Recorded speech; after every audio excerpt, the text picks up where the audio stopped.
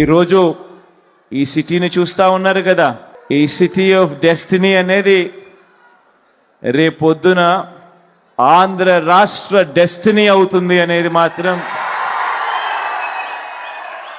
ఎప్పుడైతే ముఖ్యమంత్రి ఈ సిటీ నుంచి పరిపాలన చేయడం మొదలు పెడతాడో అప్పుడు ఈ సిటీ అన్నది హైదరాబాద్తో పోటీ పడే పరిస్థితి, చెన్నైతో పోటీ పడే పరిస్థితి, బెంగళూరుతో పోటీ పడే పరిస్థితి, ఐటీని ఈ స్టేజ్ నుంచి ఈ స్టేజ్కి తీసుకొని పోయే పరిస్థితి కూడా ఉంటుంది.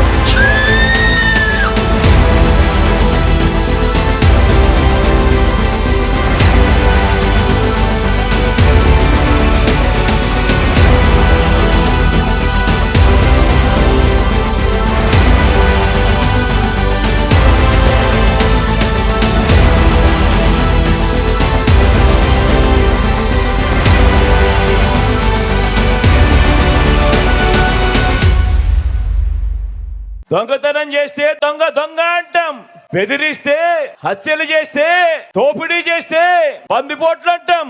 మరి ఎన్నికలప్పుడు తీయటి మాటలు చెప్పి ఎన్నికల మేనిఫెస్టో అని చెప్పి ఆ తర్వాత ఎన్నికలు అయిపోయిన తర్వాత ప్రజలను మోసం చేస్తే అలాంటి మోసగాళ్లను ఏమంటాం?